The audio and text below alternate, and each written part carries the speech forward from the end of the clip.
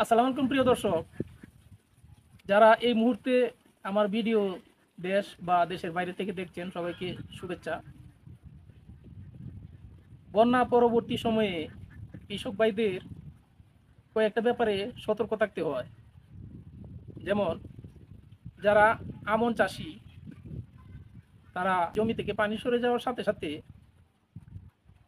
এক, ধানের গাছে বা পাতায় লেগে থাকা কাদা যতটুকু সম্ভব পানি দিয়ে পরিষ্কার করে দেওয়ার চেষ্টা করবেন। দুই, পানি সরে যাওয়ার 7 দিন পর প্রতি বিঘা জমিতে ইউরিয়া 8 কেজি এবং এমওপি 6 কেজি হারে উপরে প্রয়োগ করুন। তৃতীয়ত, পোকামাকড়ের আক্রমণ এ সময়ে দেখা যায়। যদি পাতা মোড়ানো পোকার আক্রমণ থাকে জমিতে, তাহলে কার্টাপ এবং এসিডাপ্রিমিড এই দুইটা ঔষধের কম্বাইন একটা ঔষধ পাওয়া যায় মার্কেটে। এসিপ্রিড বা কার্টাপ্রিড, এই যে কোনো একটা ঔষধ প্রতি লিটার পানিতে 1 গ্রাম হারে মিশিয়ে জমিতে ভালোভাবে স্প্রে করবেন।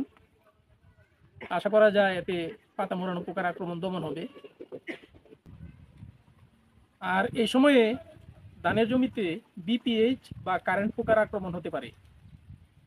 বিপিএইচ বা কারেন্ট পোকার আক্রমণ হলে স্পিনোসাইড গ্রুপের ঔষধ জমিতে স্প্রে করবেন, যেমন ট্রেসার।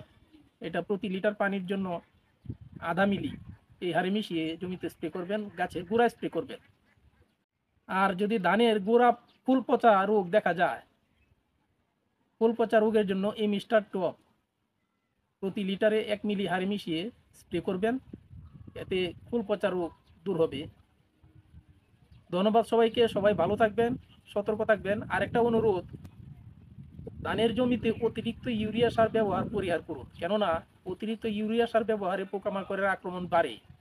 এতে করে আপনার টাকা, সময় দুইটি অপচয় হয় এবং ধানের ফলনেও চাপ পড়ে, ধানের ফলন সঠিক মতো আপনারা পাবেন না। যে কারণে পরিমিত মাত্রায় ইউরিয়া সার ব্যবহার করবেন। সবাই ভালো থাকবেন, ধন্যবাদ।